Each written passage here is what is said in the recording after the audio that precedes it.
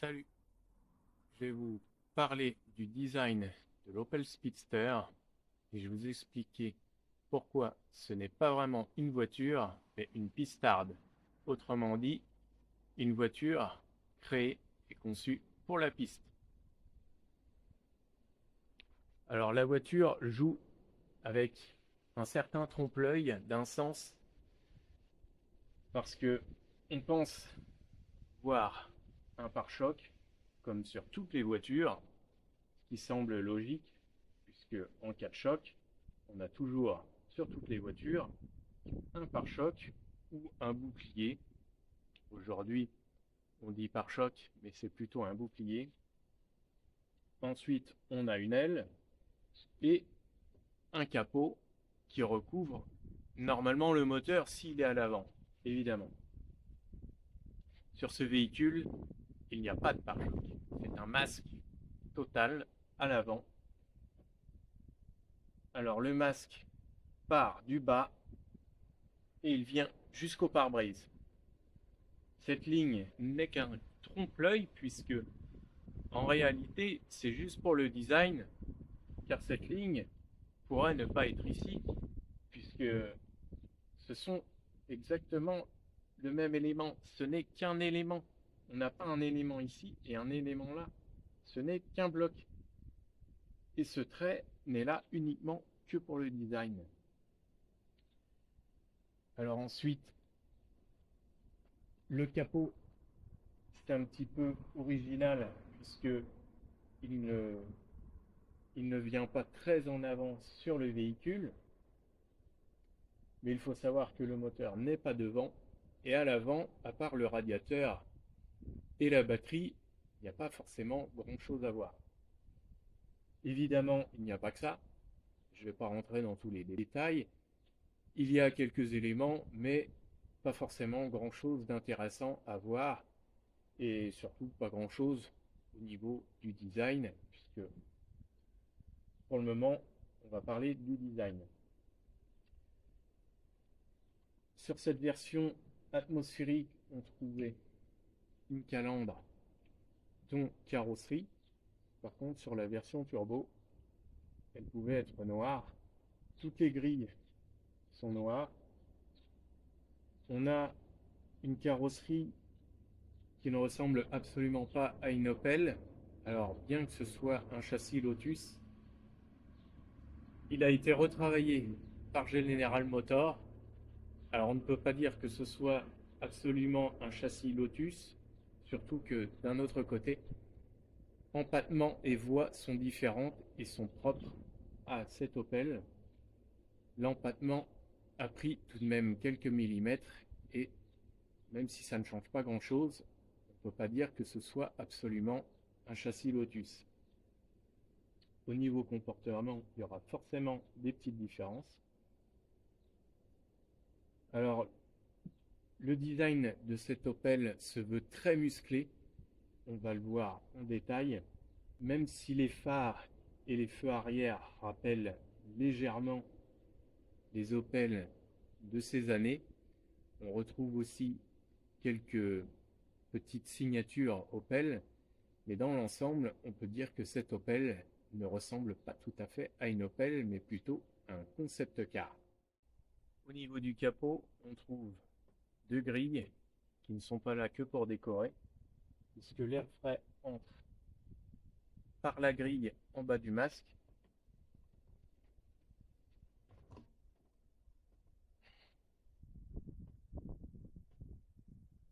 passe à travers le radiateur et vient ressortir à travers ces grilles d'aération. Alors bien sûr, c'est de l'air chaud qui sort.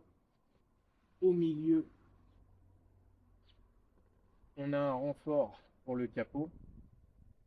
Alors ils n'ont pas fait deux grilles pour faire joli, c'est surtout que une seule grille aurait donné un manque de rigidité sur le capot. Et en faisant deux grilles, on a un capot beaucoup plus rigide. On note le petit détail de style propre à Opel, la petite arête dorsale sur la face avant du véhicule. on voit bien que la partie avant et surtout au niveau des ailes, le galbe est très musclé. Ça fait vraiment penser à une voiture qui est très sportive.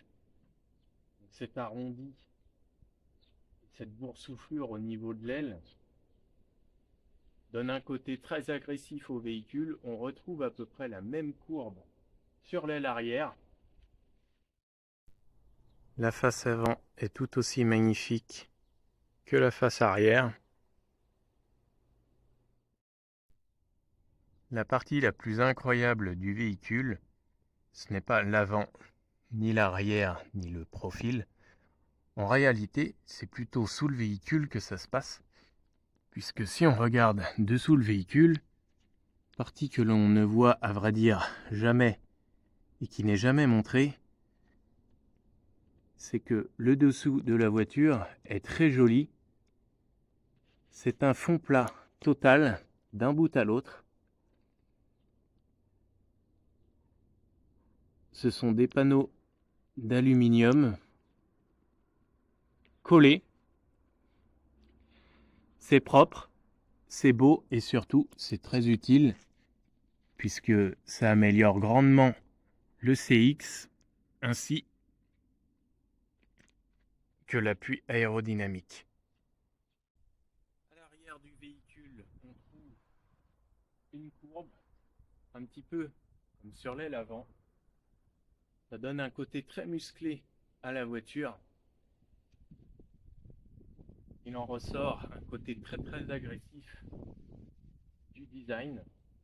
Alors ce n'est pas du tout un roadster qui se veut glamour et élégant. Il joue la carte de la sportivité à 100%. Les grilles latérales ne sont pas factices. Elles sont là pour refroidir le moteur qui est en position centrale arrière et aussi pour amener de l'air frais au véhicule au niveau de l'admission. On remarquera aussi les ailes qui dépassent à l'avant et à l'arrière et au contraire une porte totalement rentrée dans la carrosserie. Un petit détail de style assez rigolo, c'est que la serrure ainsi que la poignée de la porte forment un peu un œil de cyclope. À l'arrière de la voiture, on trouve une zone presque plate, mais relativement bien travaillée néanmoins. Un arrière qui se finit en pointe. On ne retrouve pas une ligne ici. C'était, je pense, un peu inutile. Et d'un autre côté, ça aurait vraiment compliqué énormément le travail au niveau carrosserie. À noter que il y a un petit défaut sur le véhicule, c'est qu'au niveau des angles, il n'y a pas vraiment d'évacuation d'eau puisque ça a tendance à retenir l'eau. Alors ce n'est pas vraiment une voiture qui est conçue pour rouler sous la pluie et rester sous la pluie. C'est vraiment une voiture de piste, une voiture de course. Ensuite, on va voir à l'intérieur qu'il y a encore bien des surprises. Quand on ouvre la porte, voilà la surprise. Alors on a une porte qui est extrêmement épaisse. À ce niveau-là, il n'y a pas photo. Une porte classique fait environ 10 à 15 cm d'épaisseur. Là, on arrive à un total d'environ 30 cm d'épaisseur. Et il ne faut pas spécialement attendre grand-chose d'un point de vue sécurité, puisque c'est une porte qui est plus ou moins creuse. Il n'y a pas spécialement de renfort particulier et ça n'a rien à voir avec la sécurité. Pareil pour cet immense marchepied. Alors, on n'a pas de marchepied décoratif, on n'a pas de seuil de porte en aluminium ou en plastique, aucune protection. Gain de poids oblige. Et on a ce double seuil qui n'est pas forcément facile à enjamber. Mais il faut savoir une chose, c'est que le châssis en aluminium est justement ici. C'est une baignoire en aluminium avec des éléments collés. Et ici, c'est totalement creux. C'est seulement un habillage en plastique. Et la plupart des voitures, vous avez ici le vrai châssis de la voiture, alors avec des renforts. Et ce véhicule, on voit bien qu'il est conçu totalement différemment, puisque toute la partie orange, il n'y a rien, c'est vide. Le châssis en aluminium se situe principalement au niveau de la partie noire. Le reste, c'est seulement un habillage.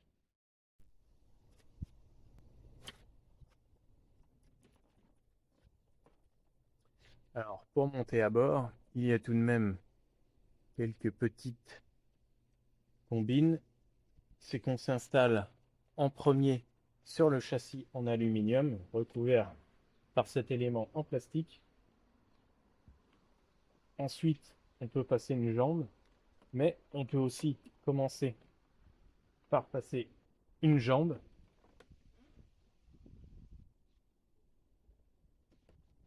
s'asseoir sur le châssis et passer la deuxième jambe.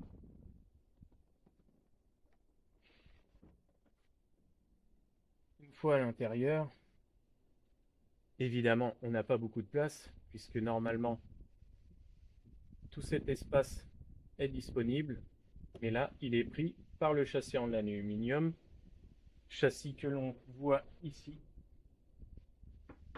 puisque ça, ce n'est pas un habillage, c'est bien le châssis en aluminium. À l'intérieur, c'est très dépouillé. On a un intérieur qui est vraiment typé sport, typé course. On n'a pas spécialement grand-chose qui ajoute du confort ou du luxe, sachant que c'est une voiture pour la piste. On ne gagnera rien avec des équipements de luxe, pas d'insonorisation, pas de décoration, mais ce n'est pas pour autant que l'intérieur est bâclé. On a tout le nécessaire juste pour la conduite.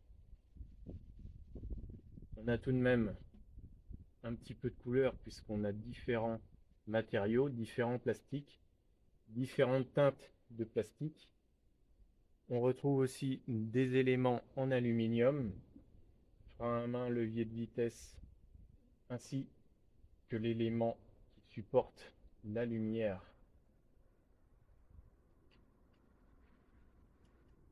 qui ne donne pas grand chose puisque ça éclaire plus les pieds plus qu'autre chose. Une commande de chauffage-ventilation réduite à son plus strict minimum. Un tableau de bord relativement épuré avec le bouton start en plein milieu. Les aérateurs qui sont assez difficiles à tourner, mais on peut les tourner. Alors évidemment, il vaut mieux pas avoir de gants, sinon on n'y arrivera pas. D'un autre côté, ce n'est pas vraiment le genre de choses qu'on va tripoter tous les jours. Pour le passager, c'est à peu près le même traitement. Par contre, il bénéficie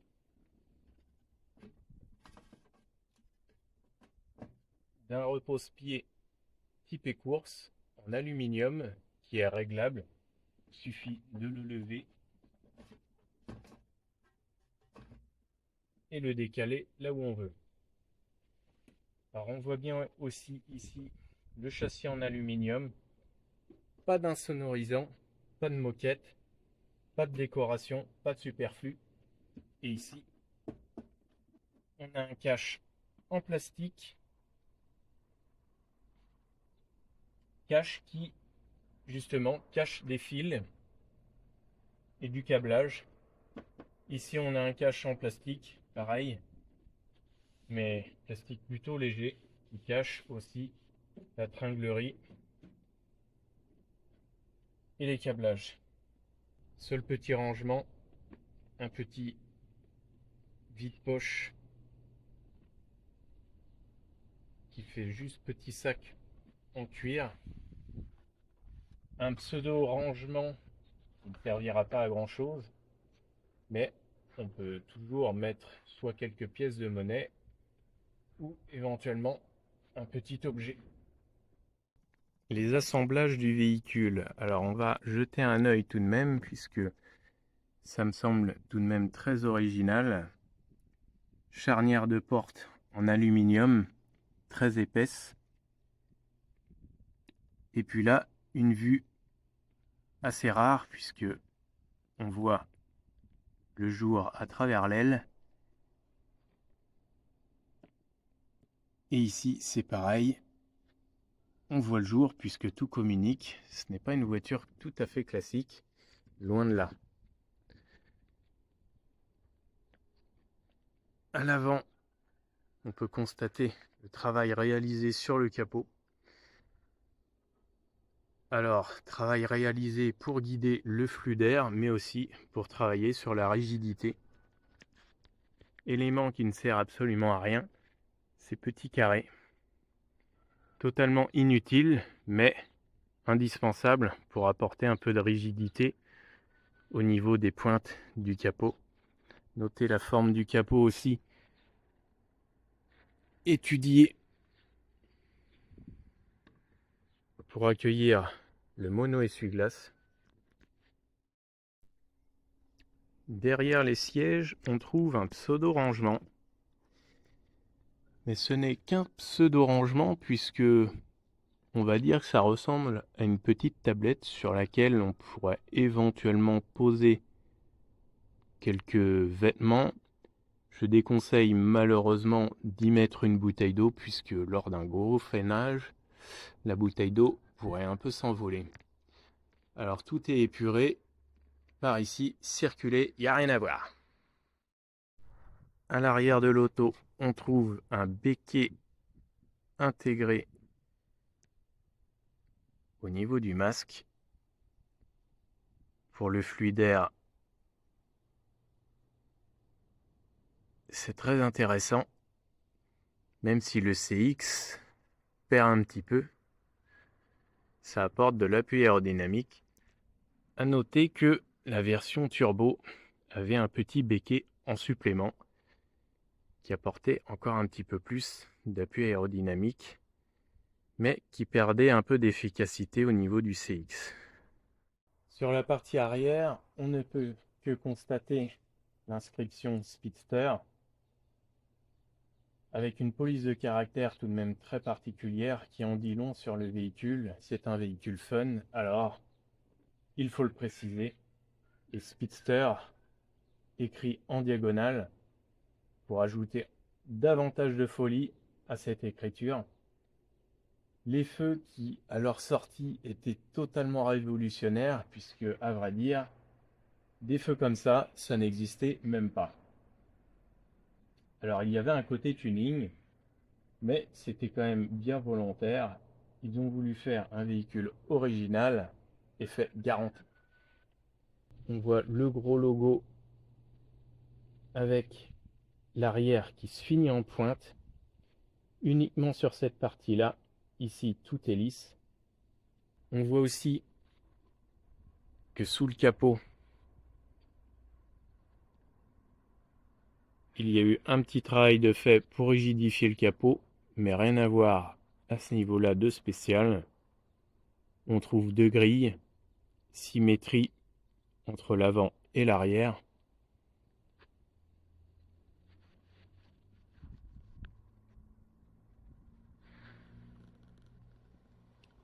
Et on voit la forme du capot qui se termine en pointe. Voiture de course oblige, évidemment. Il fallait tout de même quelques petits appendices pour montrer que c'est une voiture pour le circuit. Alors on trouve des pseudo-pavettes en plastique noir.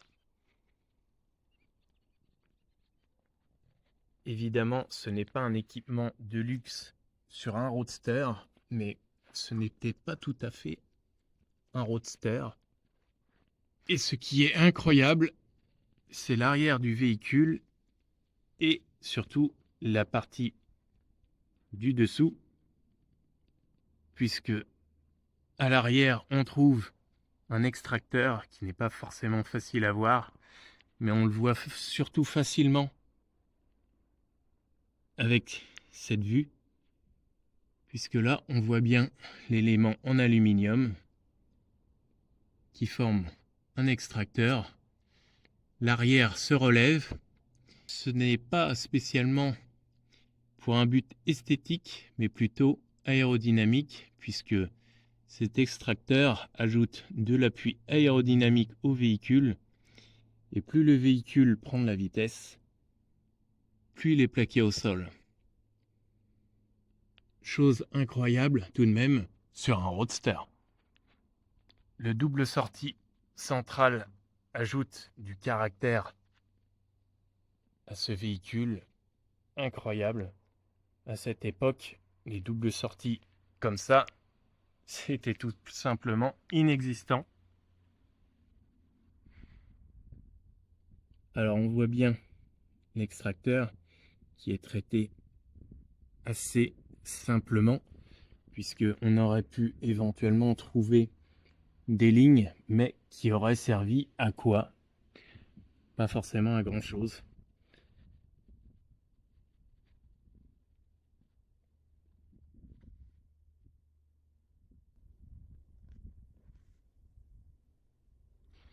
Voilà un véhicule tout de même bien original. Ici sur ces images, on voit bien le galbe des ailes et aussi le renfoncement sur la partie de la porte. Alors il y a un élément aussi dont je n'ai pas parlé, c'est le pare-brise. Et le pare-brise est très incliné. Il est aussi très joli parce qu'il est très arrondi.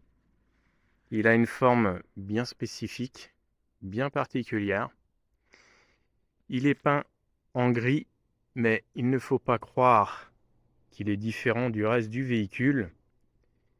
Il est toujours lui aussi en aluminium. À noter que le châssis en aluminium ne pèse que 71 kg, ce qui est absolument rien du tout pour un véhicule de ce gabarit.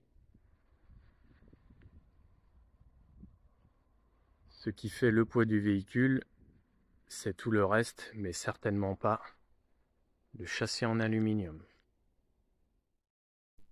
Ce Speedster, on a beau le regarder sous tous les points de vue, il est magnifique, il est taillé, il est sculpté. C'est une très belle voiture. À noter que c'était un véhicule qui était fabriqué en Angleterre et un peu logiquement fabriqué chez Lotus.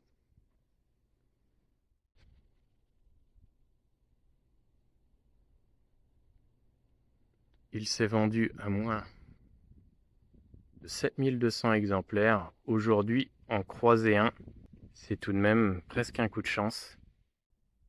Sur la face avant, on trouvait aussi un curieux trou, ici, où il n'y a même pas de cache. Alors ce n'est pas pour le refroidissement ou quoi que ce soit, c'est en réalité un trou qui était destiné à recevoir un anti-brouillard. Ce modèle n'ayant pas d'anti-brouillard, il ne reste qu'un trou. Si vous avez aimé cette vidéo, pensez à liker, vous pouvez commenter et je vous dis à bientôt.